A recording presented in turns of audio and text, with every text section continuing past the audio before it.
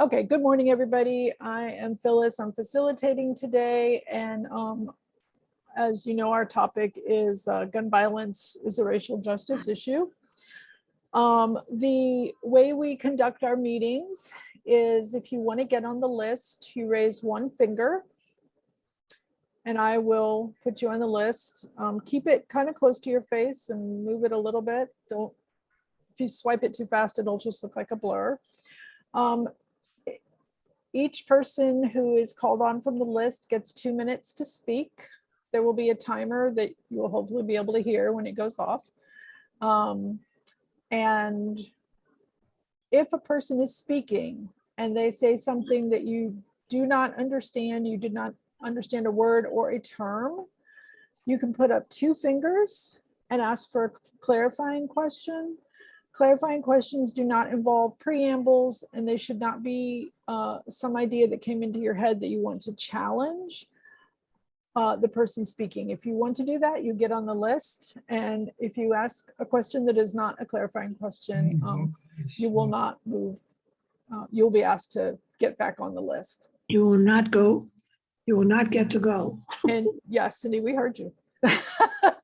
And you will not pass go. So we do ask that when you're not speaking, that you keep yourself on mute. And if somebody forgets, I have the ability to put you back on mute so that we don't hear anything you don't want us to hear. People forget. And we do also ask, it doesn't just keep, you know, if you are speaking and there's background noise, maybe you get that to stop in your house. Because it does make it hard to hear people. Well,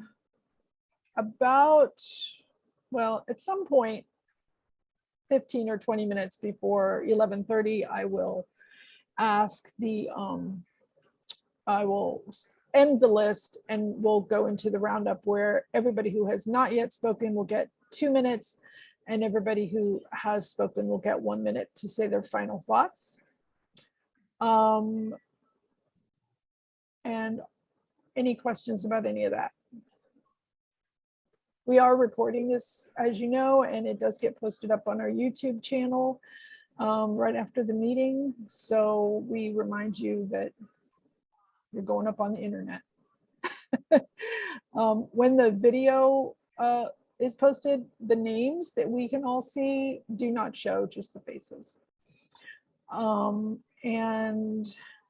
Michelle, did Louise give you the land acknowledgement by any chance?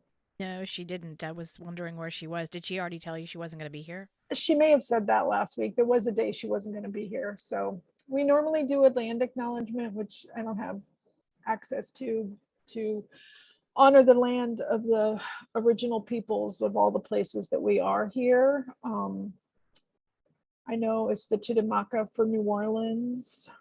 And does Austin, do you know? Muskogee Creek and Cherokee, Georgia, sorry. That's okay. Yeah, I have it written down someplace and I Okay. Prepared myself if I had known Louise And wasn't I gonna be here. forget who it, that's all right, no biggie. I forget who it is for Riverside County. Dee Dee. And Jean, do you know who it is for where you are? It's okay if you don't. Just want to come It's Comanche for us. for Austin. Okay. You're muted, Jean. You're muted. I do not know, but I'm going to find out. Okay, that's fine. So I feel like I'm forgetting something else, but it's that kind of morning. I brought this topic. Well, first let me have y'all introduce yourselves. I'm going to call by who I see on the screen. So we'll start with Nancy. You can just tell us where you are and how long you've been coming to Erace. Good morning, I'm Nancy. I've been coming to Erace since June of 2007. So, wow, this is my 15th year. And I'm located in New Orleans. Well, actually in Harvey, Louisiana. Sitting at this moment. Thank you. Marva? Good morning. My name is Marva, and I've been coming to Erase post Katrina. I look forward to it every Saturday. Thank you. Beatrice. I'm Beatrice. I'm here in East Point, been coming to Erace since 1993 when I lived in New Orleans, co-founder with my late husband, Larry, of Erace Atlanta. Glad to be back with my New Orleans people and others. Thank you. Stanton. Good morning, Stanton, Austin, Texas. Very hot Austin, Texas. I've been coming for about 3 months now. Thank you. Clay Lady.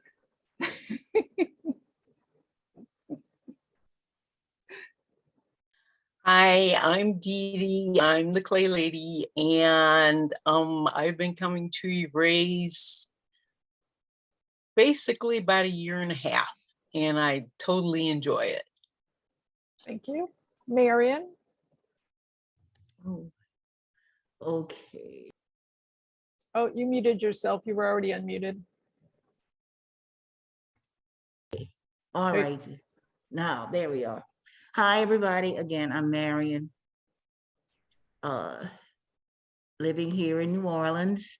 I've been attending the Erase discussion since June of 1993. Glad to see everybody. And you know why I'm wearing this smiley face mask. Thank you. Richard.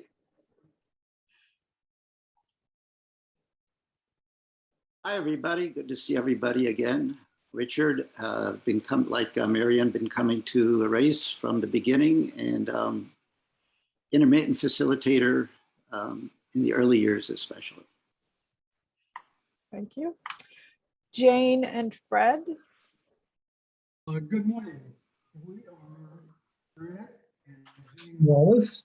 We are members of the... Fred, your voice keeps going out. I can't hear you very well.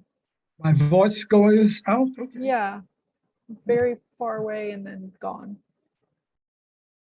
Oh, you might be having some difficulty. Okay, now, is this better now? Yeah, okay. Yeah, try. Mhm. I was saying that we are members of the Atlanta Erase group and have been members of this group for, several years. We don't bother counting anymore, and we have thoroughly enjoyed it. And just recently, we have joined in with the New Orleans group, and we find that that is interesting as well. So we're here to share thoughts and information. Thank you. Thank you. Lynn. Good morning. I'm happy to be back, although I did enjoy my travels. I've been a member of this group since the summer of 2019. I live in New Orleans, just a few blocks from Cindy and Bill. Glad to have you back. Thank you. It's good to Joe. see everyone and see some new people. Yeah, we got new people. Joe. Good morning. I'm coming to you also from hot Austin, and been involved since about the first of the year. I've missed the last few weeks because we've been camping and traveling, and now it's just too bloody hot. So we're here. Thank you. Cindy.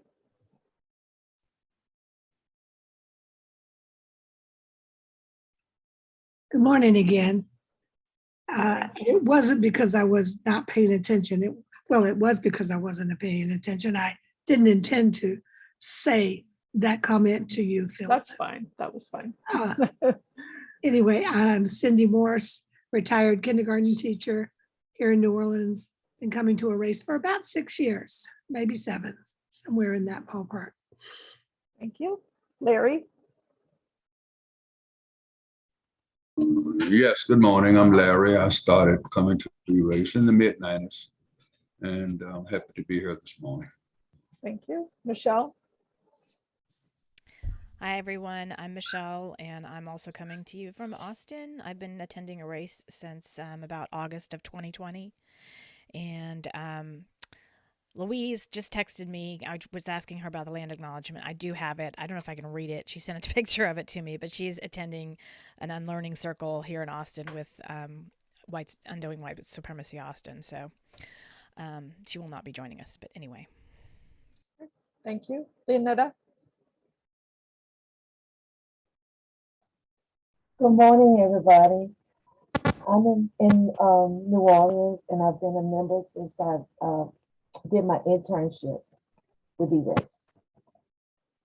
Thank you. Pedro?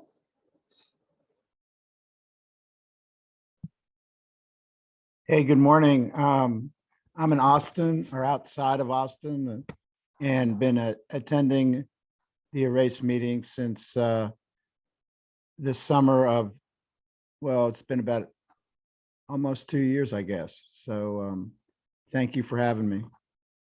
Thank you. Jean? I'm slow. I in Silver Spring, Maryland. I'm a member of the Atlanta Erace Group, and I've been attending the New Orleans Erace Group for about 9 or 10 months now. And I always get something from our discussions, and I appreciate everybody.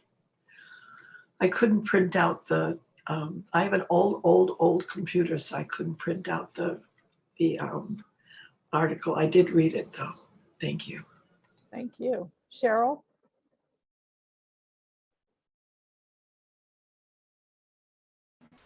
Good morning, everyone. Cheryl signing in from New Orleans. Been able to come and join you before Katrina found you during COVID. And I thank you all for always a really good and I feel healing conversation each week, just to hear everyone's opinion and spend time with you all like-minded. Thank you. Thank you, Cheryl. Bill? I'm Bill Ives. I'm Cindy's husband, and I've been coming to Erace as long as she has. So I'm pleased to be at Erace, and I'm very pleased to be Cindy's husband. Thank you. Greer? My name is Greer, and I've been a member of Erace since 2008. That's it. Good morning, everyone. Good morning.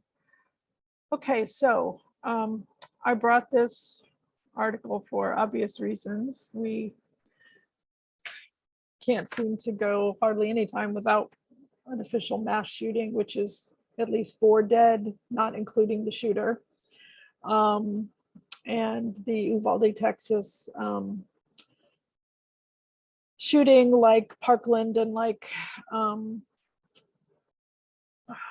Lord, I forgot the name of the school, Newtown in Connecticut. You know, I think we all thought when kids are involved, people will care, but the certain party that is the minority and not in power seems to be getting all their way right now. And I'm disgusted. I think we need to do something about this minority rule that we have. It is not acceptable in a democracy. And of course, when you talk about any issue in this country, systemic racism is involved. And it's no different with gun violence. And I would say the resistance to gun control or sensible gun laws or whatever language you want to use for it. I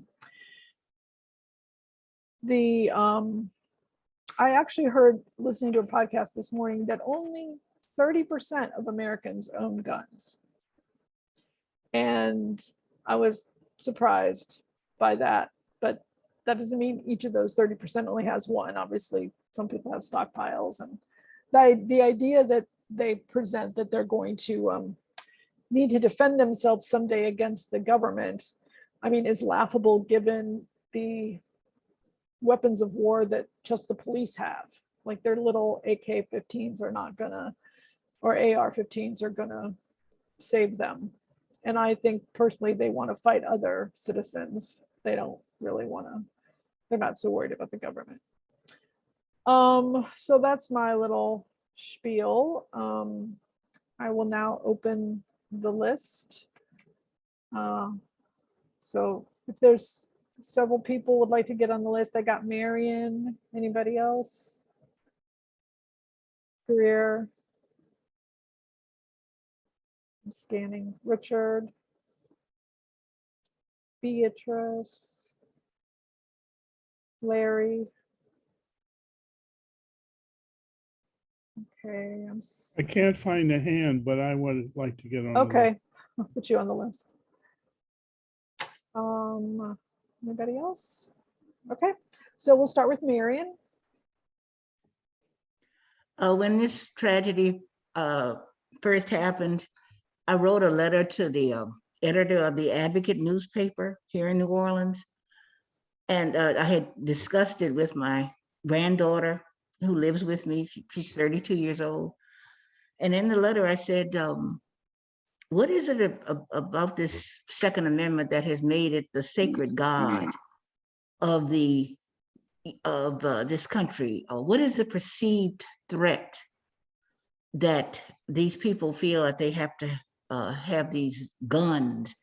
And my granddaughter said, she said, Nana, she said, the oppressors are afraid that the oppressed are going to rise up in this country. And I have to agree. And I said this in the letter. I felt I had to say something because this is an outrage. I'm a retired teacher. I taught many Hispanic children. I taught children of every ethnicity, but it struck a chord. And I just think it's just so horrible that these selfish government officials have turned a blind eye. And I do believe that there are many people in this country that feel that the oppressed may just rise up and do something. But nevertheless, there should be stringent enforcement of when you go to get a gun, your background should be checked. And I think the penalties for doing something as atrocious as this, the person could be punished enough for doing something as despicable as this. And I am so angry. I'm furious. I can't find the words to express that how angry I am that these people in this country have made the gun the sacred god of defense. It's just appalling and disgusting. I'm furious. Thank you, Marion. And next I have Greer.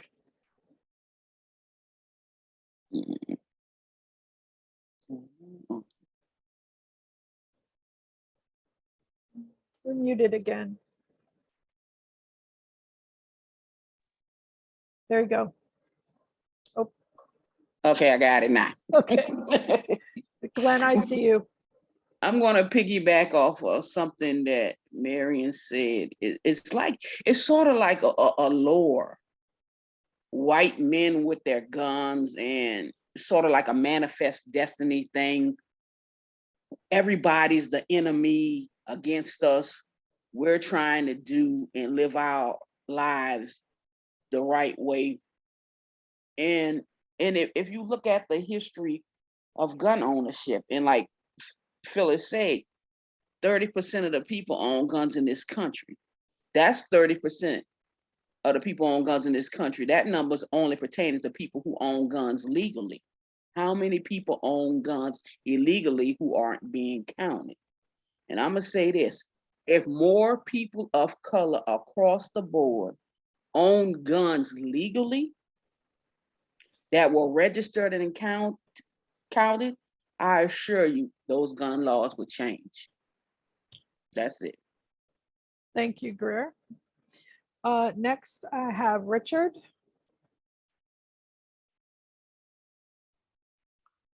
Hi, everybody, and great to see you again, Larry. It's been a long, long time. You may have been on in the time that periods that I haven't been on, but it's great to see you. It's been it's been a long time. But just to well, let's see. I'll go back to Lynn's initial comments, piggybacked on by before the actual discussion began, the roundtable discussion. But you know, when Lynn talked about the Second Amendment and the horrible consequences that we have from how it's been interpreted, you know, I couldn't agree more. And that Marion and others have said that you know, there's been a lot of talk about reckoning from a racial justice point of view. Well, we need to have a serious reckoning with the Second Amendment.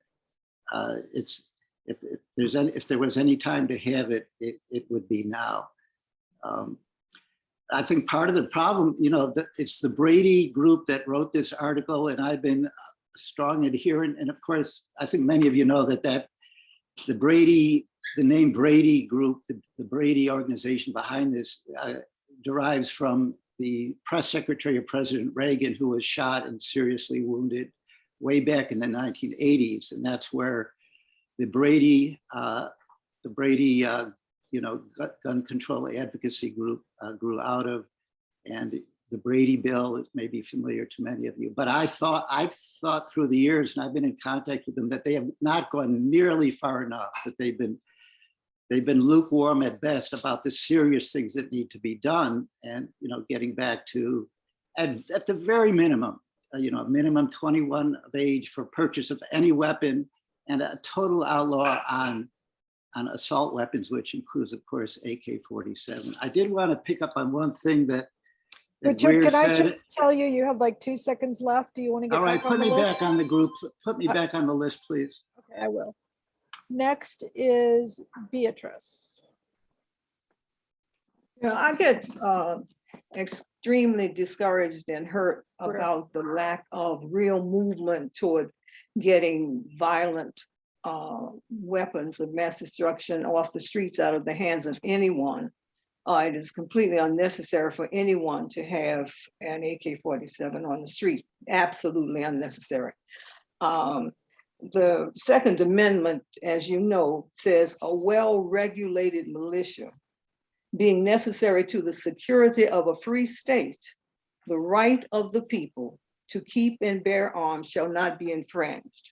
Now, people say that that's, you know, there's something that isn't clear about that, but it is certainly very clear. And at the time when the amendment was put forward, the colonists were afraid that King George was going to come and get their weapons, and they couldn't mount a militia, and they couldn't protect themselves. And so now we have people use this to say anybody can have a gun anywhere of any kind without a permit, especially, for example, like our governor with the constitutional carry, which is ridiculous, permitless carry. When the white little children were killed in Newtown and no movement occurred, I said, this is hopeless. This is hopeless. And now these 19 children and their teachers being killed. And the refusal to even recognize that it is the weapon, no matter how angry, how bitter, or whatever the social determinants are. If the boy did not have this weapon at 18 years old or at any age, he couldn't have killed so many people and decapitated 2 children. And the things that people like our Representative Clyde has said, that he was in the war, and if you make, you know, if you make a target hard, if you make the schools harder, nobody can. Ridiculous. Ted Cruz wants to have one door, children can get out. What, is this a man a fool? I mean, it's just every reason that, and a lot of it is that it's a phallic symbol. A gun is a major phallic symbol. And these men are trying to hold on to their gonads. I am so sick of the reasons that they give for not wanting to pass these laws. It is unbelievable. Representative Clyde, I know my time is out, is a representative here who said that the insurrection was a tourist attraction. He must have toured the outer ranks of hell. He said it was a tourist event. And he's the one that says that we need to harden the schools, make the targets hard. It is just exasperating. It is angering. And you see those mothers crying. You've seen mothers and fathers crying before, but still these people refuse to pass the laws. And to me, it is because they're psychological. Time's up. Do you want to get back on the list? Yes, please, Good. because Yes. otherwise I'm going to lose my mind. And I appreciate everything you just said. And I've got you on the list. Is it Fred or Jane who wants to be on the list? Jane, okay. Sorry, I didn't see you. Okay, so next we got Larry. I think this whole conversation has little to do with passing gun laws, little to do with restricting 18-year-olds from owning AR-15s. You know, what if all of the shooters were 19? And then what? What if they all were 20 years old? And I think it was Lynn who said before we started our meeting that she had been in France, I think it was, and somebody asked her about all the shootings in America and what's wrong with America. And Lynn used the term that we don't like to use a lot. And she said she told the questioner it was about evil. And that's what we're dealing with in America. We're dealing with evil. You know, the article said gun violence is a racial justice issue. It's not a racial justice issue. Gun violence stems from the evil mindset of the so-called founding fathers in America. This evil that made it right to enslave people. You know, this evil that made it right to run the natives off of their land. So we're dealing with an evil mindset in America, but we don't like to discuss that because we don't want to make the founding fathers appear that they were evil. But that's what we're dealing with. And that's why I said earlier that if we don't get to the heart of people and people don't understand in their heart the nature of this evil, you know, I've been in many of these discussions. I was on Mayor, the past mayor's welcome table series. I've been on Mission, Mississippi. I've been in many of these discussions, but Billy Paul made a record a long time ago, I think it was, Billy Preston, will it go around in circles? And a lot of the conversations I've been a part of, just, you know, they kind of go around in circles. And after every mass shooting, there are some people who will say, well, this is not the right time to talk about gun control. And then after, you know, so we're talking the same conversation. I'm looking for something radical. I'm looking for somebody to say something radical, which is dealing with a root canal. You know, you can have a bad tooth, and sometimes you got to get down to the root of it, because if you just address it up on the surface, you're gonna still have the underlying problem. So we have an underlying problem of evil in America. Thank you. Thank you. Okay, next is Bill. Thanks. First of all, I agree with everything that Larry just said, but I wanted to shift a little bit to talking about this as a racial issue. And I'm going to read an article, parts of an article that I saw the other day. The U.S. Department of Justice is opening an investigation into whether the Louisiana State Police engage in racially discriminating policing and using excess force. It's following high-profile cases, including the 2019 death in police custody of Black motorist Ronald Green.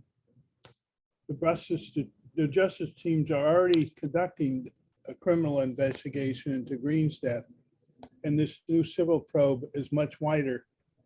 The investigation will focus on whether the Louisiana State Police have a, quote, pattern or practice of using excessive force, and whether the agency engages in racially discriminating policing against Black people and other people of color.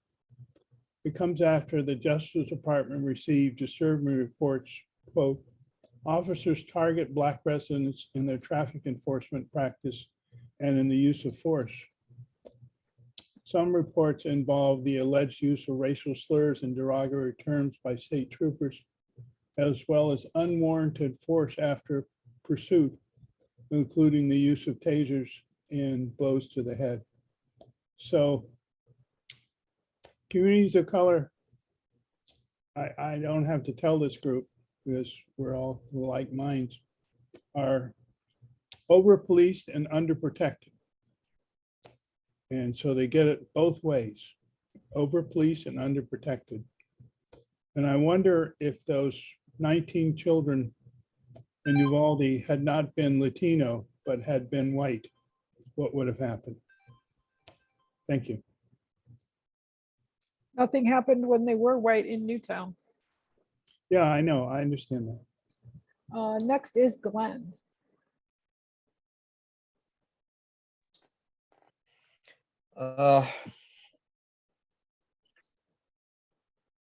Now,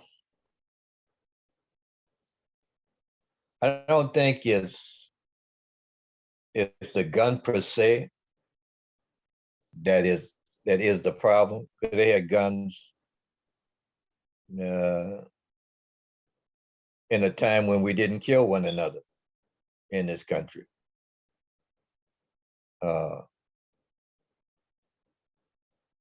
I think a lot of it is in the culture. The movies that Hollywood produce, always showing violence in the movies. These video games, where people have machine guns and blowing other people's heads off. All these type of things that is working on the psyche of America. And the Democrats pretending that they're for ending gun violence, but they're great supporters of Hollywood. They're great supporters of these things that encourage people to not feel anything, become numb to killing. I remember I used to, when they first started putting this realistic violence into the movies, seeing a person throat slash, I used to grab my throat. It looked so real. But we don't want to look at that. We don't want to attack that. Put that also on making that prohibited. Do you want to get back on the list, Glenn? That's it for now. Okay, thank you. Next I have Richard. Well, I often agree with Glenn on lots of things, and half of what he talked about, I strongly agree with.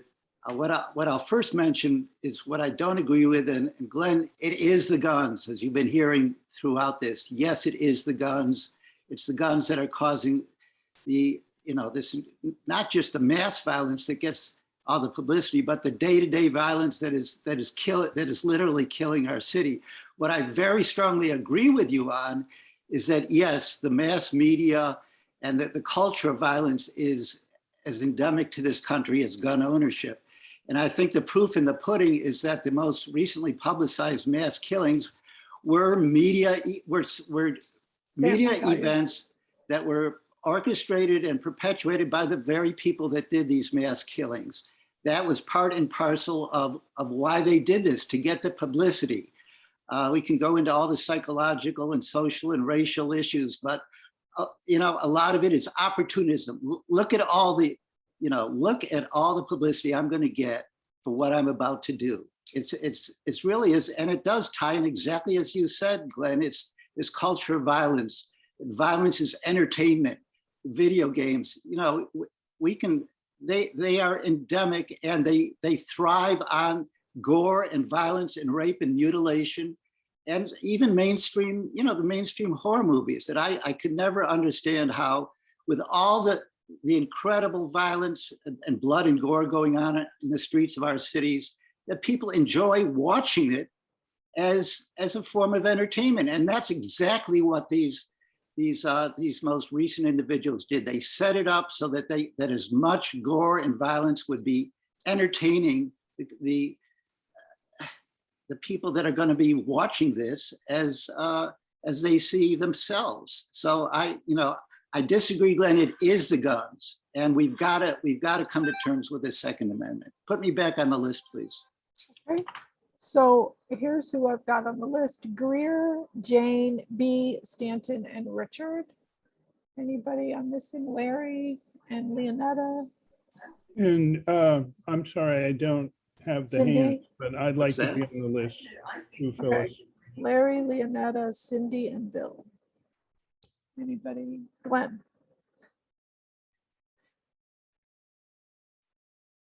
Okay. Next then is Greer. I was looking at I was like reading stuff on the net, and also when I was reading, I saw something what Bill Cassidy, a senator for Louisiana, was saying. And they asked him, well, do you think we should do something about guns? Well, you know, my constituents feel they should have the right to have an assault rifle and go into the wilds of Louisiana and kill a boar. That was his answer. So basically, he's going to cater to his constituents to get reelected. This is not only about the guns, but it's about influence and it's about money. If people's guns were controlled, the ability to buy them, then manufacturers lose money. But remember, those same manufacturers donate to campaigns, Republican and Democrats. And neither the Republicans or Democrats are not turning down that money. NRA, what they do, they support Republicans and Democrats. Both of them give money. Nobody's turning down that money. It's just like mass incarceration. If something is linked to money, then it's not going to go away. My thing is, I don't know if there ever was in my lifetime or before the altruism in government, if there ever was any, which I doubt there was. I don't think altruism ever existed in the government being for the people. It's about position. It's about what you can get. It's about networking. Government has ceased to be about the people because children are dying and we're still arguing over this. Money is the root of all evil. And all this right here is linked to money. That's it. Thank you. Thank you, Greer. Next is Jane.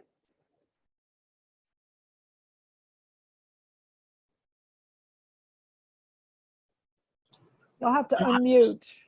Oh, okay. I was just. No, sorry, Jane. Oh, Not Jane. Okay. Sorry.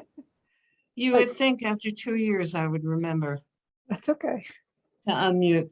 I have listened with interest to all of this, and what it points to me for is that this whole thing is a complex problem, and that includes racial justice. It includes disparities of access to mental health services. And the cultural part of it, to me, is an amazing ignorance or failure to recognize the value of science. We know that an 18-year-old brain is not fully developed. And I don't know why we would put anybody in that position without supervision. So that's one part of it. And secondly, there's this common sense stuff. There are so many loopholes in the current regulations that exist that 30,000 gun or 30,000, whatever that figure was about the number of people who own guns. 30%, thank you. 30% of people who own guns is a shadow. And we now have 3D printers where people can print a gun. So I think that we have to go through a major cultural shift that dispels the threat of replacement theory, that dispels the lack of mental health services and so forth. I'm going to stop talking because I have a list much longer. Would you like to get back on the list? No, thank But Fred would like to be on the Okay. list. Would you like to get on the list, Fred? Yes. Okay, I'll put you on the list. Next, I have B, and I want to answer a question that you asked in your first time. Yes, Ted Cruz is a fool. You're muted. Oh, I couldn't unmute myself. Like most issues that affect humans, solutions and causes are complex. So everything, you know, from Stanton? laws to dealing with culture, like Glenn is talking about a culture of violence which pervades this country.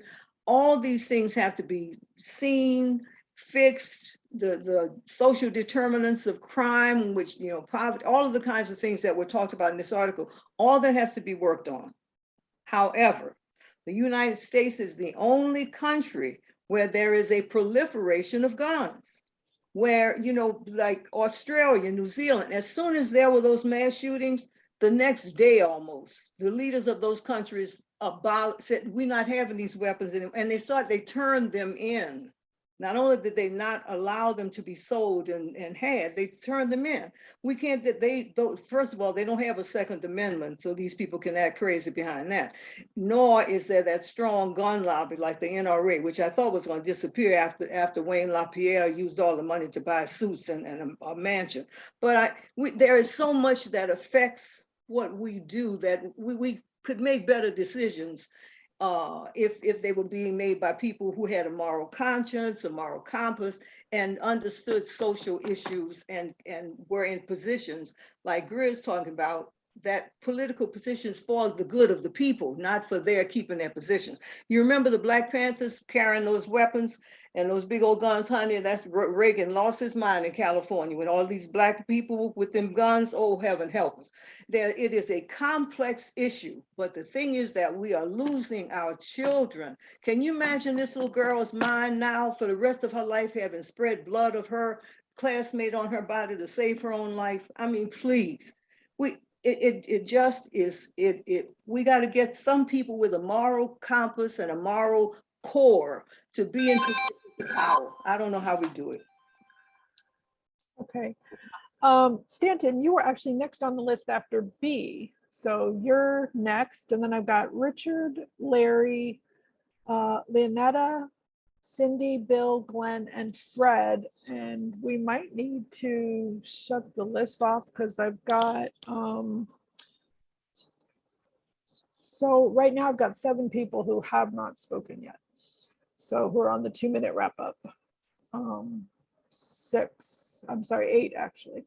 Okay, so we'll see how it goes, but Fred might be the last person on the list.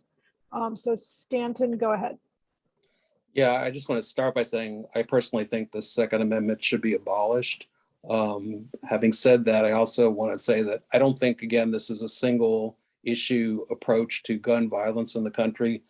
Multiple forms, there's policing gun violence, there's community gun violence.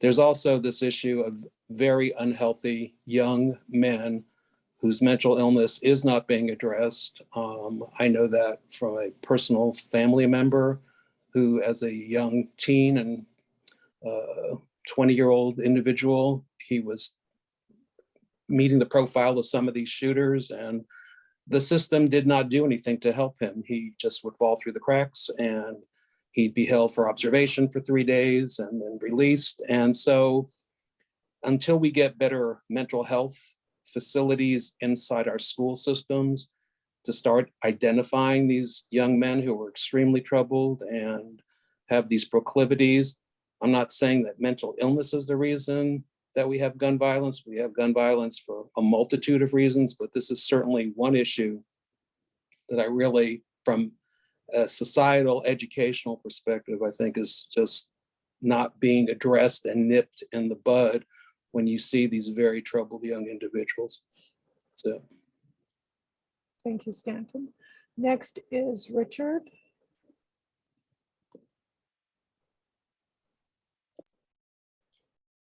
One thing that I've said in many discussions like this, and I think it's one of the things I want to bring up now, is that to respond to people like Senator Cassidy and other, what I would like to think might be at least folks willing to listen is the response that you've often, the mantra you've often heard from the gun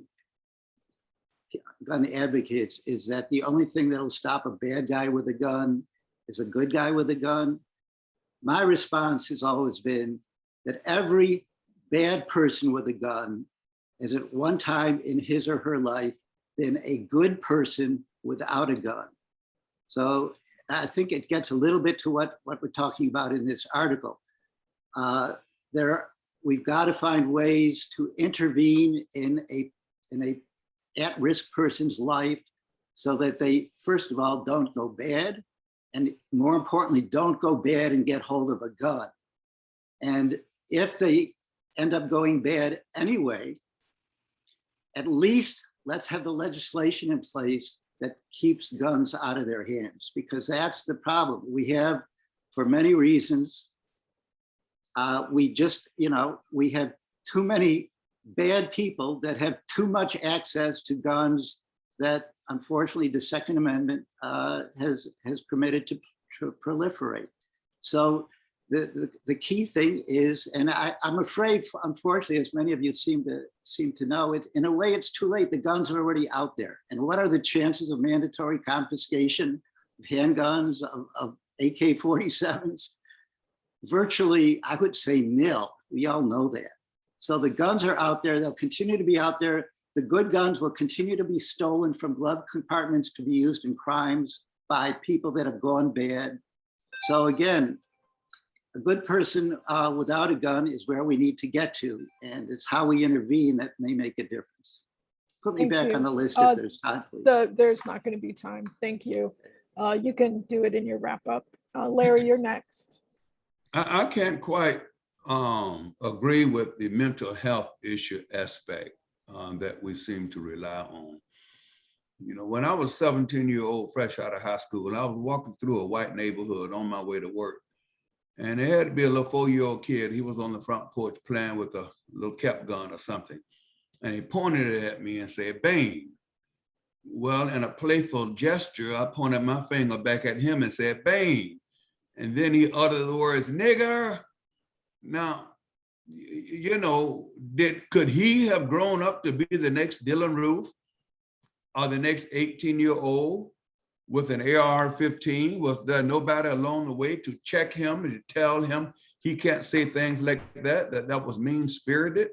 So again, I think we failed to get at the root canal of the American way of life, you know, which is evil, and this evil spills over to the culture, you know, movies and game room machines and everything else.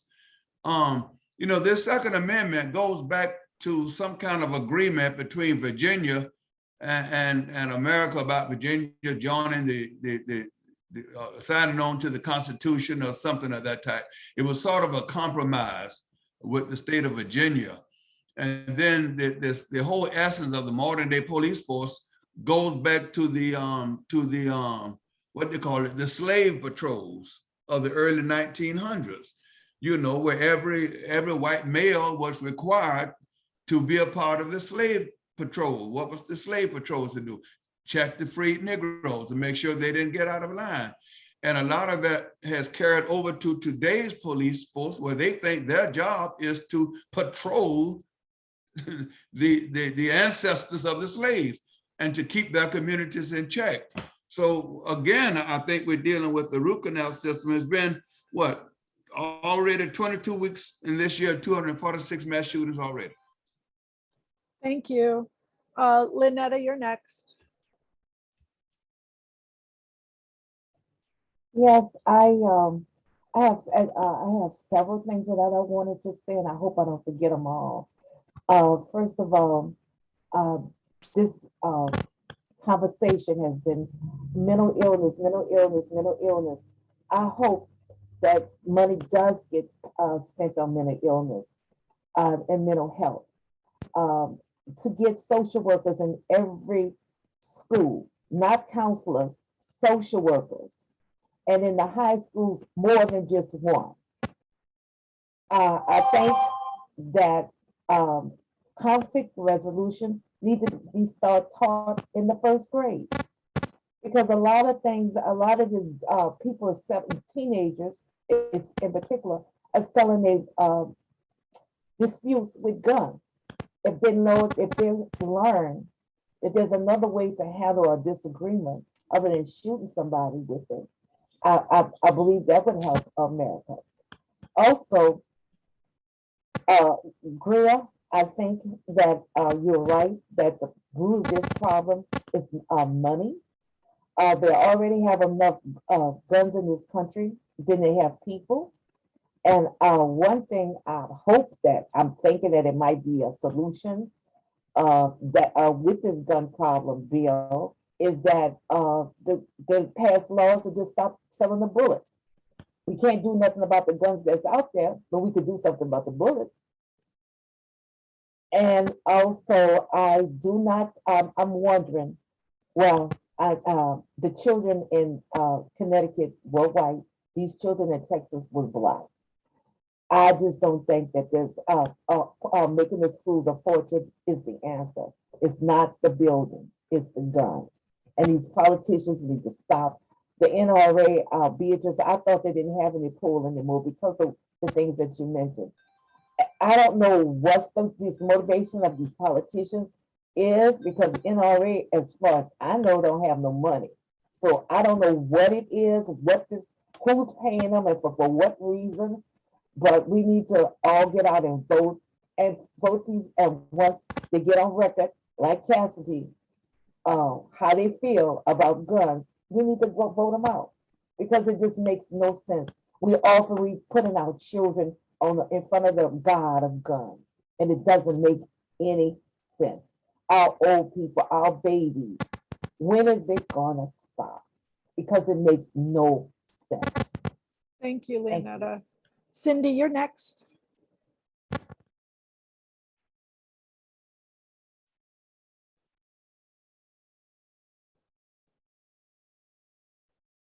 Are you unmuting? There you go. Trying. It kept jumping every time I touched it. I think it's pretty clear that we are all kind of on the same page with awareness of the enormity of this problem, whether it's evil, whether it's mental illness, whether it's poverty, it's all of those things. And my concern, my sort of response is, what are we going to do about it? And certainly there are many solutions that are due part of it, like more mental health services in schools, counselors or social workers, or even parents who are aware of the difficulty of this and can help their kids. But who's going to start that campaign to help the parents know? So talk to your kids about this.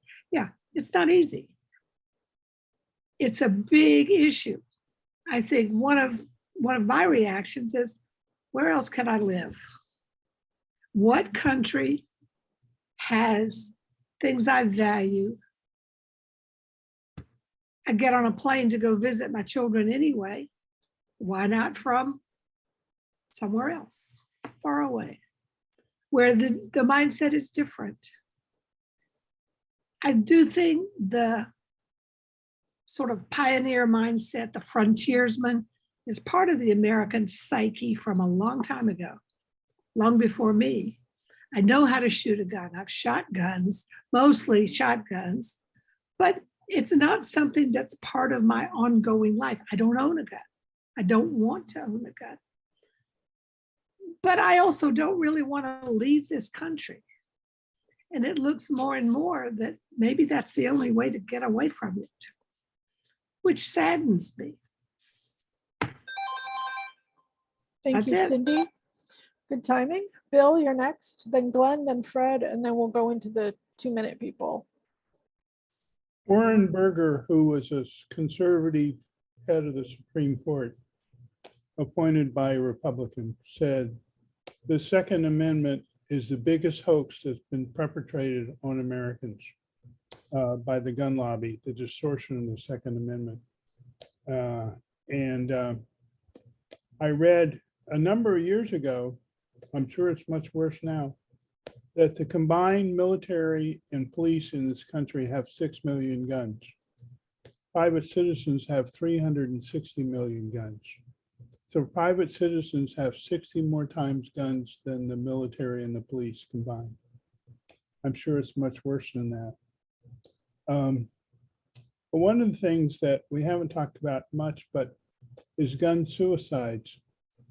And I've had a cousin, a former father-in-law, and a good friend kill themselves by guns. And I read statistics that said 90% of people who fail in suicides are glad they failed. But if you have a gun, you don't fail.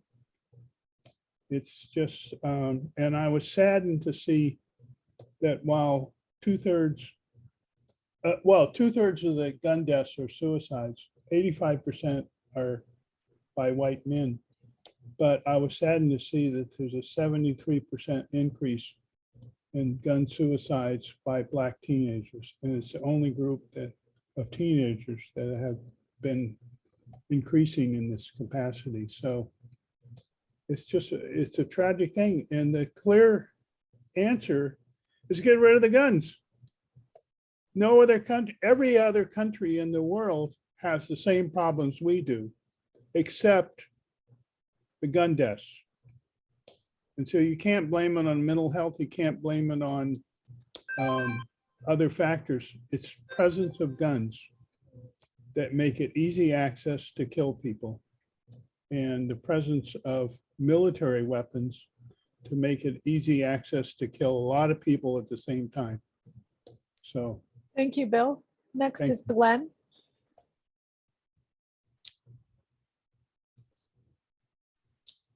Are you calling Fred? No, Glenn with the Oh, G. Glenn. Sorry, you're after Glenn, Fred. Okay. You know, if they would make legal tomorrow that you can go to a Walmart and buy heroin or cocaine, that's not gonna, because it's available, that any of us are gonna go buy it. So the same thing with the gun. I don't own a gun, and don't feel no need, even with all the violence going on, don't feel I need a gun for protection. And I think it is. I think it is the way that we glorify killing in the media. Hey, you know, when I was growing up, we were watching Lone Ranger and all these other cowboys where they were killing people. Even the Roaring '20s when they were showing, but it was all make believe. You never saw any blood. Guy just grabbed his body and fell to the ground. And that's the stuff that we were doing when we were playing cowboys and Indians, whatever. But the way the realism today, and along with the availability of the gun, you know, you become immune to it. And I won't make myself perfectly clear. I would like to see all these guns go away. I would like to see that would be abolished. I'm not making noise. I'm not saying that I'm for people to be able to buy guns. I'm against it. But I just think that it is something in America that is just different than any other place in the world. It's not because of the gun. Thank you. And next and last of the regular list is Fred. Thank you. This problem that we're talking about has many aspects. so many that it is really difficult to cover them all in a short period of time. But I think that there are some basics that we can look at. And that's what I want to try to do, is look at the basics. One of the basics is the Second Amendment. And it has been said that the Second Amendment authorizes individuals to carry guns or permit people to carry guns. Okay, so it does. But that was back in that day. In this day, it is not necessary because we have a standing militia. But even in view of the fact that we think that the Second Amendment authorizes people or permits people to carry guns, we are supposedly intelligent human beings. And if we see something that needs to be changed, then by golly, we need to change it. So why not change the Second Amendment? We don't have to get rid of it altogether, but change it, adjust it to fit the circumstances of today. The second thing, the legislators who say that they are following the will of their constituents when they are opposed to gun legislation.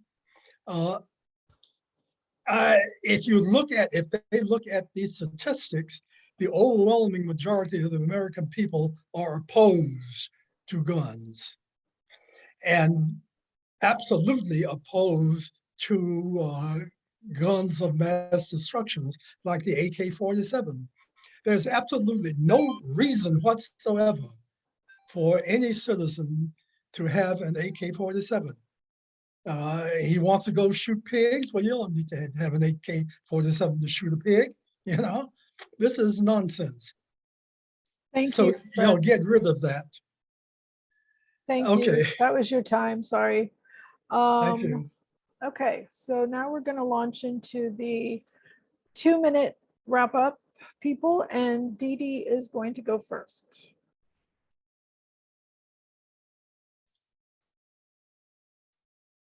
Hi. This has been an interesting discussion. But my question that I'm questioning myself is that in all of these situations, we've talked in generalities. You know, this needs to be changed, this needs to be changed, that. What are we as an individual person, what can I do to make a change? What can each one of you do to make a change? And it's the gun control issue is a cycle. It's been going on forever and it will probably continue forever. But what steps can we take as individuals? The shooting in Texas of all those children, as far as what can I do with the resources that I individually have, I missed the boat because, and they mentioned it once on TV from the funeral director in Texas's point of view. He said it was like meeting with family after family after family after family. Because most of the time in the towns in Texas, there's one funeral home. So all of those families went to the one funeral home. Probably some went outside that town, but he was on overload. And personally for myself, I'm licensed to run a funeral home. I'm licensed to direct funeral services. I'm licensed to meet with families, and I'm licensed to embalm in Texas because I have a federal license. It wouldn't have cost me that much money to fly to Texas and offer my help, and I didn't do it. And that was something I could have done. And so I feel like I need to, my personal self, to be aware of the situation, but also what can I do to make it better? That's all I need to say. Thank you very much, Dee Dee. I appreciate that. Hope you have a great weekend. Yeah, I gotta go. You have to go. Bye. Next is Lynn with an L.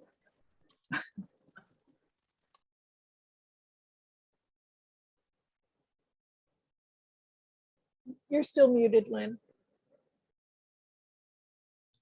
Sorry. There you go. American culture spreads around the world. Other countries are looking at our violent video games and watching our violent movies, and other countries have mental illness problems, but other countries don't have laws that allow them to have guns in unlimited numbers, and they don't have mass killing. So it's the guns. It's very simply the guns. The so-called conservatives are very cynical. They want, really what they want is to get rid of business regulation and taxes. So to make their program attractive to regular people who are not going to benefit from lack of taxes and lack of business regulations, they will suffer from those directions. They tie their agenda to abortion. Oh, we're going to save the unborn babies. They tie it to the myth of freedom to have guns, that the Second Amendment means you can have any kind of guns in any numbers you want because, my God, we have to defend ourselves. They say we have to defend ourselves from the government, but actually I bet plenty of people are being whipped up by racial reasons. We have to defend ourselves from critical race theory and Antifas and these left-wing people and people of color who want to replace us. And they tie their business agenda to religion in the school. Let's pray in the school. Let's give money to schools. And so the evangelicals are now supporting all these issues. There's a new book out called John Wayne and the Evangelicals. The ideal American man keeps his wife in a subservient position, carries his gun, and it doesn't have soft, mushy feelings towards his fellow man. He stands for his own rights. It's hard to defeat all that. If I could just say one more tiny thing, and the conservative business people have subsidized so-called legal scholars to distort the meaning of the Second Amendment, and they have subsidized the election of Supreme Court judges who buy into this nonsense. And so it's becoming part of the law when it should not be. Thank you. Thank you, Lynn. Next is Joe. I just want to thank everyone for their input today. It's been amazing. I have a very difficult time talking about this topic. I become emotional about it. I just, for the life of me, cannot figure out why this country, this culture this gun culture that we have birthed in this country is so important. And your right to bear arms is more important than your right to live, especially if you're a child. But it blows me away. And all I can say is that every time there's any kind of an election, I do my best. It's not always easy to research, but I try to find out who is receiving money from the NRA and who is in favor of gun rights. And I vote against them. I vote. And like I said, it takes time and energy, but we have to vote. We just have to vote. Like someone said, majority of the American population is not in favor of the interpretation of the Second Amendment that we currently seem to be adhering to. And all we can do is try to vote them out, the ones who are. Thank you. Thank you for a really tough topic. Thank you, Joe. Next is Michelle.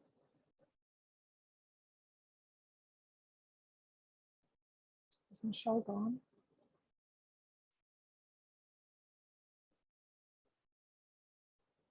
Michelle's gone, huh? Okay, I didn't know she was leaving.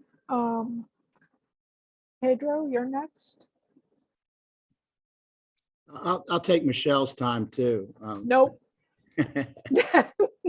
Nice try. Anyhow, hey, what a provocative discussion. I'm kind of recovering from a COVID bout, so I've been a little under the weather. But I have some things that I think are important.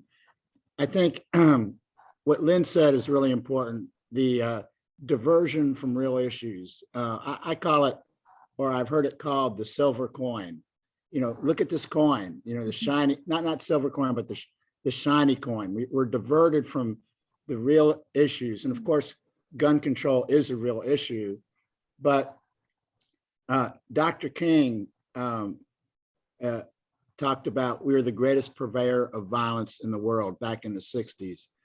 Nothing has changed. Back in the 60s, I can remember a cartoon where we had over 25,000 gun deaths. You know, the UK or some Western nation had 7. That stays the same. More importantly, we are the greatest purveyor of military hardware throughout the world. We promote this shiny coin, takes us away from this abject wealth inequality that creates so much poverty and stress, so that some people that may have mental health triggered by environmental effects, it must occur at a much greater level in those in need, I would suspect, in my own studies. Meanwhile, it's interesting to me that here we got this terrible thing going on in the Ukraine with all of these deaths that are all over the front pages. Tens of thousands of Ukrainians have died. But you know what? Since 2015 in Yemen, conservatively 500,000 people have died from the arms that we give to Saudi Arabia and the blockade that Saudi Arabia and the Gulf nations have put on Yemen. This is a very incredibly violent world, and it's promoted, and we are diverted from the real issues of really looking hard at our foreign policy and all the monies that go into lobbying our Congress. A guest of mine recently indicated, she's a doctor in Yemen, that every congressperson has 2 different full-time lobbyists from Saudi Arabia and the Emirates in order to give them their money to influence and to paper over the atrocities that we promote through our allies and such. Thank you, Pedro. That was overtime. All right. Thank you. Jean, you're next.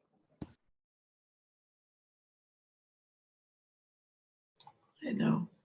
The issue of gun violence is overwhelming, physically, emotionally. In Maryland, I mean, there's not much we can do nationally. The Republicans are not going to give up the monies that they're getting from the NRA, except there's one Republican senator who is retiring. He said he's had enough. He refused. He used to be an NRA recipient, and he is declining money from them. And he's up for gun control. Now, if we could get more Republicans to do that, but they're all in their power. Locally, gun control is a big issue. And almost every office, from state board of education to the governorship, gun control is on the agenda. This past legislature, I can't remember, we have abolished ghost guns. We've extended the age where you can purchase guns, which is 21 now instead of 18. I think we're still working on the universal, you know, where you get the background checks. I think we're working on that still, but, and they're talking about putting in psychiatrists or sociologists in the schools. And we have red flag laws that if someone does come to the attention and they're reported, they're insured to have taken their guns from them. I don't know how well that's enforced, but but we're still working on making things even harder. That doesn't mean someone can't bring them in from another country. Just look at Buffalo. He wasn't from New York. But on the other hand, if we can't, we've got to start locally. Okay. And everybody have a wonderful week. Take care. Be safe. Thank you, Jean. You as well. Next is Cheryl.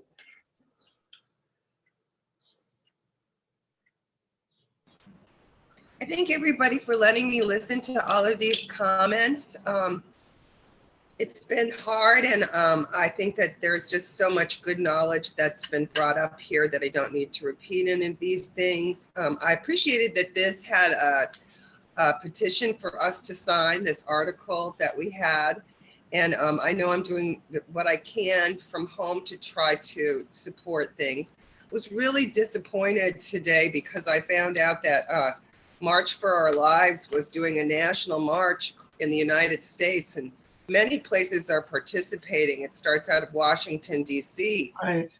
And somehow some organizations here, it's mysterious because you can go to March for Your Lives on Facebook, because I've been in conversation with them and they've given me 2 different stories. But the mayor here is having what's called Peace Up, Guns Down, and we aren't participating because they didn't like our signage. And this is supposed to be for the people who have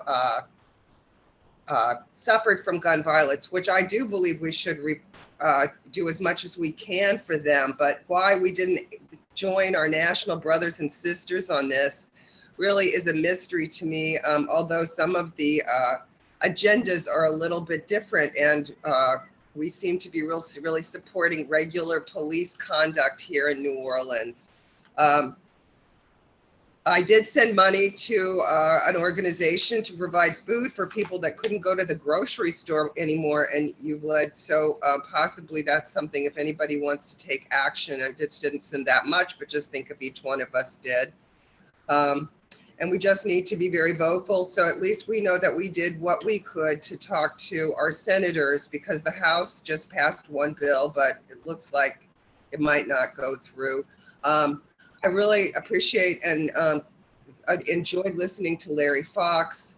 I do believe that the Constitution needs to be canceled and it needs to be rewritten because it was written by a bunch of dirty slugs. Thank you very much for your time this morning. Thank you, Cheryl. Next is Marva.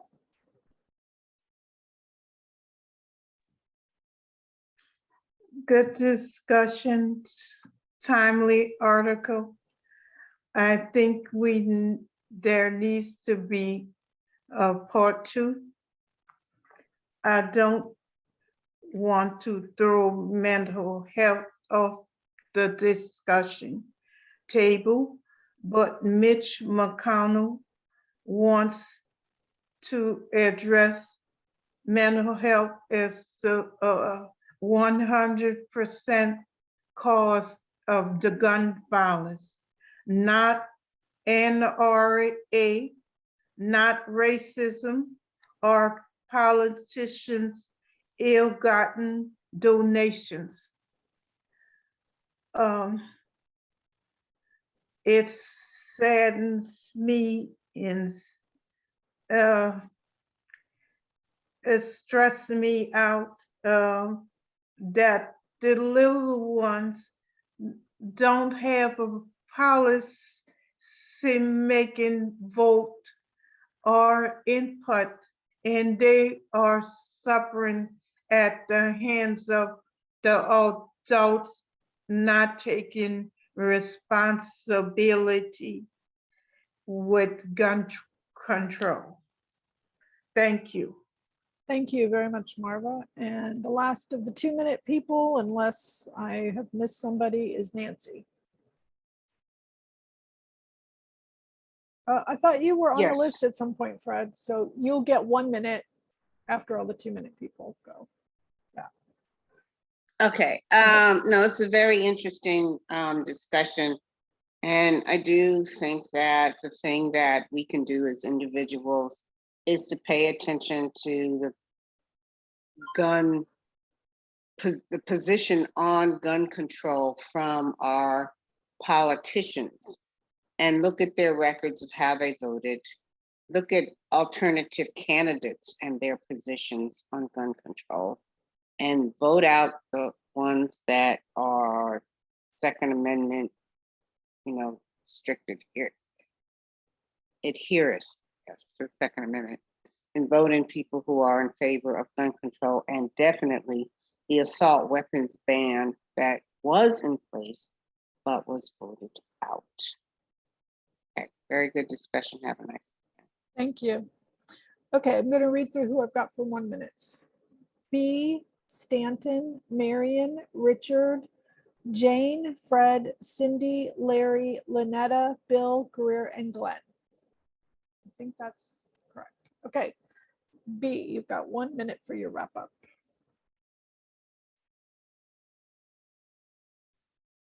B left. B's Yeah. going to March. Oh, good for her. Okay, the next is Stanton.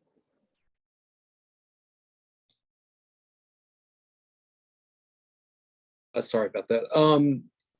I just want to again just reiterate, I don't think it's a one-pronged solution, it's a multi-pronged solution. Guns are the problem, get rid of the guns, but we also need to address some underlying conditions in our educational system, in poverty, and in social justice. That's it. Thank you, Stanton. Next, I have Marion.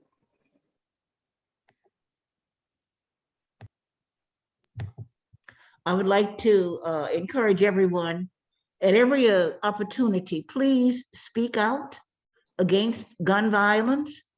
It affects all of us. I cannot imagine what those poor families are going through, the families in Buffalo, the families in Uvalde. Please, all of us have a voice. We meet here every Saturday to have these very important discussions. I spoke out in an opinion article about teachers. Some person was jumping up and down saying the teachers should carry guns. That's the most ridiculous thing I've ever heard of in my life. Are you crazy, man? So please speak out. Let your voice be heard, because this is just too ridiculous. It has gone too far. And people walking around with guns, AR-15s or 17s, whatever the hell they're called, it's just absolutely absurd. We don't need all of this gun violence. Please speak out. Thank you, Marion. Next is Richard. Definitely, Marion, we need to speak out. And like you and the Clay lady and others have said, what can we do? We can, in the case of our Louisianans who are in this discussion and everybody else, we can call Senator Cassidy, as someone did call me and asked me to talk to Senator Cassidy and bring up the very issues that we've talked about today. I'm going to say, Senator Cassidy, every bad person with a gun was at one point in their lives a good person without a gun. It's not either or. We can intervene in a ways to keep this person a good person. To me, it frankly means in many areas, we need to have a strong male presence in this person's life. And that's often made the difference whether a person has gone astray or not. At the same time, we have to get the AK-47s, the assault rifles off the street. We have to get the age up to 21. And frankly, the shooting of the 80-year-old grandmother at the Xavier graduation, the horrific shootings that have taken place throughout New Orleans and so many other cities, we've got to go after these bad actors. The reason the DA in California and San Francisco was recalled, the reason the mayor was elected was not by NRA types. It was by the victims of many of these crimes, most of them in the inner cities, who have said, we have got to get the bad actors off the street, out of society. If they've gone through this, they've done it likely many times, and there's no reason for them to be out on the streets. No coddling of the ones that have already done this. It's too late. Let's get to the ones before they go bad. That's where we can make a difference. Thank you. Thank you, Richard. Jane, you're next. Thank you all for the discussion. One thing that struck me about the Second Amendment is the wording is that we have entitlement to regulated militias. And I am sorry, but I find the Oath Keepers and the Proud Boys and the miscellaneous others at least not regulated, much less well-regulated. And it goes to the issue of common sense. I don't understand that legal interpretation.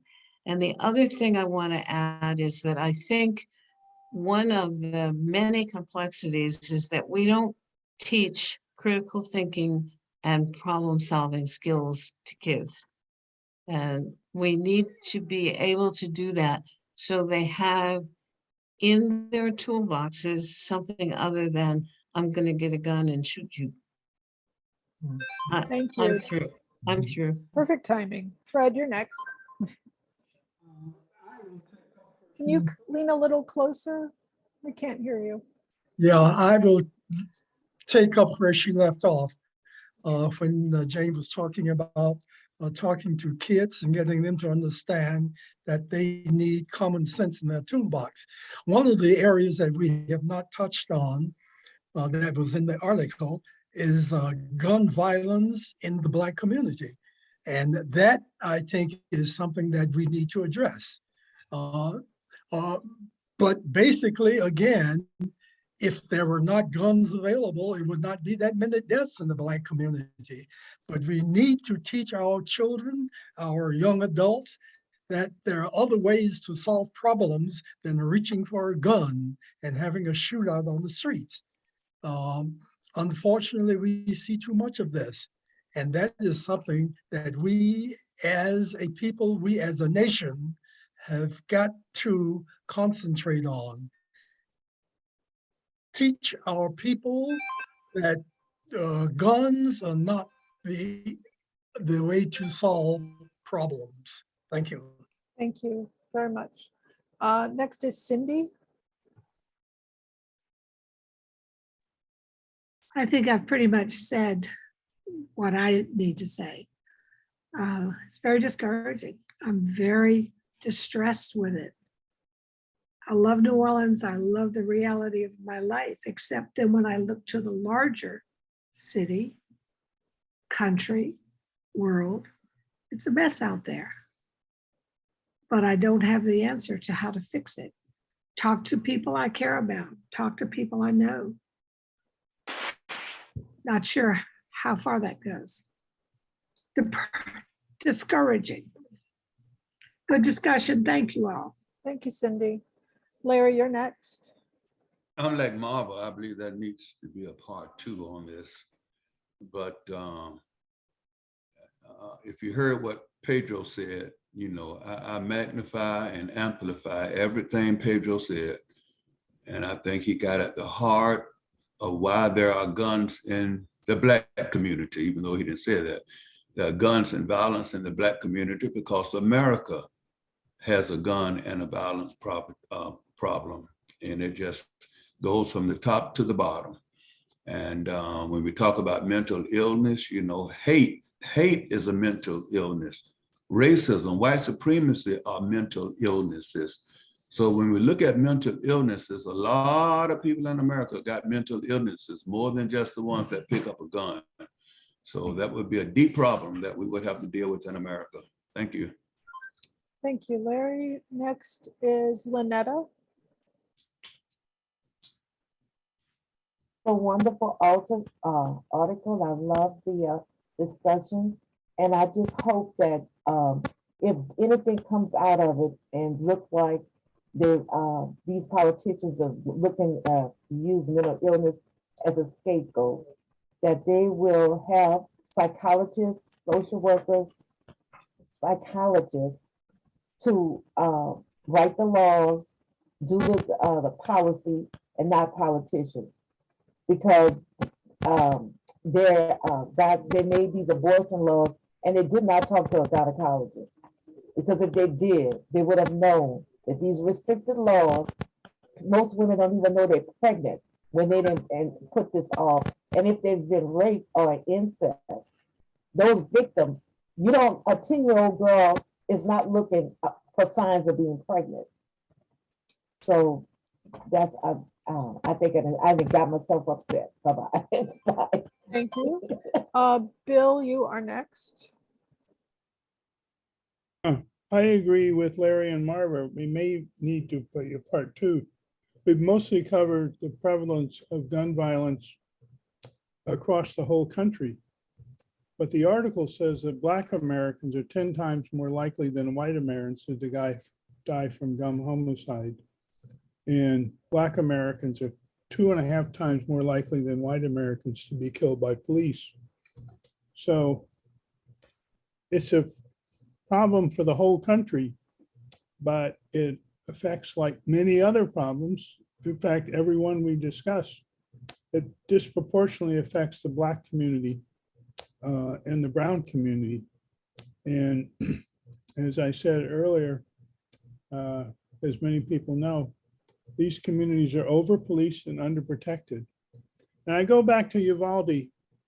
I know that Newtown was all white kids, but I have not heard of a situation where there were school shootings where the police hung around for an hour waiting for their body armor before they went in when white kids were involved. It could be just coincidence, but I just wonder. Thank you for the article, Phyllis. Thank you, Bill. Greer? Okay. When you criminalize people, you create criminals. There's been agenda against Black people since we were in this country. Notice with entertainment, you can say anything foul you want. And especially you can make it easy for us to become numb by songs being released about Black people killing Black people.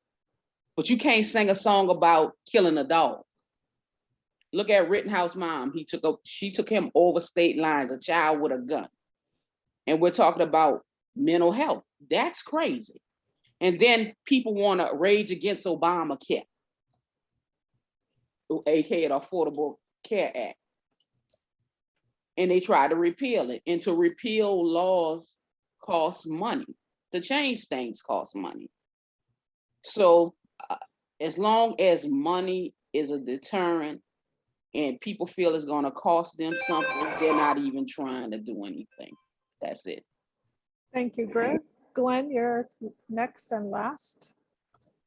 Okay. Well, let's look at America. It's the dumbing down of America. It's the changing of family values in America. It's the changing of community structure. In the 40s and the 50s, they had plenty of guns around, but you didn't hear that was rare to see somebody get killed from gun violence. Rare. So what happened? The dumbing down of America. And if you think that they can take all these automatic or weapons away out of America, it's not going to stop mass murder. Because if someone want to commit mass murder, they don't need a gun. The guy who blew up that building in Oklahoma, that was mass murder. The guys who flew the planes into those buildings in New York, they found other ways. There will be other ways if you want to commit mass murder. It's not going to stop mass murder. You got to get behind the mindset for mass murder. That's it. Thank you, Glenn. I'm going to say a few things just to wrap up, and then we'll stop the recording and we'll do some quick announcements. Well, first of all, I want to say we did, after the Parkland shootings, we did have a March for Lives in New Orleans. I went to that. I'm sad we're not doing it now. An issue that didn't get brought up really in this article, and I didn't find, when I Googled it, I didn't find anything from the Brady campaign about it, is gender and gun violence. And I did find it in relationship to shooters mainly being male. I did not find it in terms of victims mainly being female. in the mass shootings. And I know I've just observed when the lists are published or pictures are published, it's mostly women and girls in these mass shootings who are being killed. You can see it in the Uvalde school pictures, the synagogue in Pittsburgh, so many of the shootings, there's mainly women and girls being killed. And then also domestic violence, guns play a role in that as well. So I think that would be a good part to bring in. I watched clips from the Sam B show, Full Frontal, and she sent one of her people to the NRA convention in Houston. And she was just asking a bunch of them, the attenders of that convention, to say what the Second Amendment said.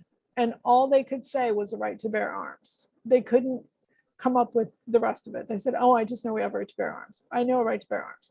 Nobody could say well-regulated militia. Nobody could quote the whole thing.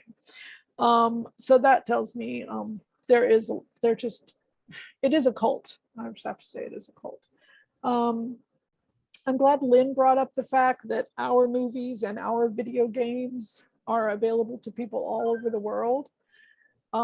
And also that we have all over the world, there are people suffering from mental health, but those people all over the world don't have the same access to guns as people in this country. And that is the difference.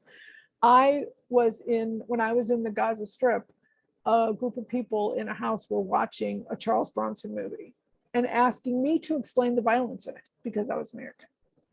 So they have access, but they don't have the same interpretation.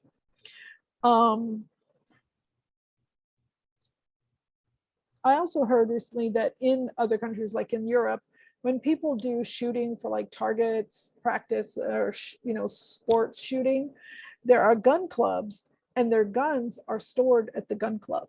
So they are only used in relationship to their sort of sports shooting, which I thought was interesting. I've never heard of that here. Sorry. I also think it's really ironic that Reagan got so upset about the Panthers in Sacramento with their weapons and then ended up getting shot at by a white man. That was interesting in his life. And my radical dream, I would like guns to be gone, at least the ones that can cause mass shooting. The muskets back in the day, they didn't even have bullets, they had balls, and it took a minute to load it, so you weren't really going to get a mass shooting. But if all the women who were against the ban on reproductive freedoms got armed and marched on Washington and their cities, we would probably get some gun laws, because they don't want blacks armed and they don't want women armed. That would terrify the you-know-what out of them. So I don't have a gun. I will never have a gun. Nobody wants me having a gun. I want to continue being a good person, Richard, without one. But I think, in this country, we've got to really have a reckoning, and Cassidy and Kennedy are not it. And I also recommend everybody watch Matthew McConaughey's full speech from the press room this week. Has anybody seen that yet? Whoa, that was, yeah, that's what I would like to see more people with those kind of emotional reactions and talking about those kids. So I'm going to stop the recording.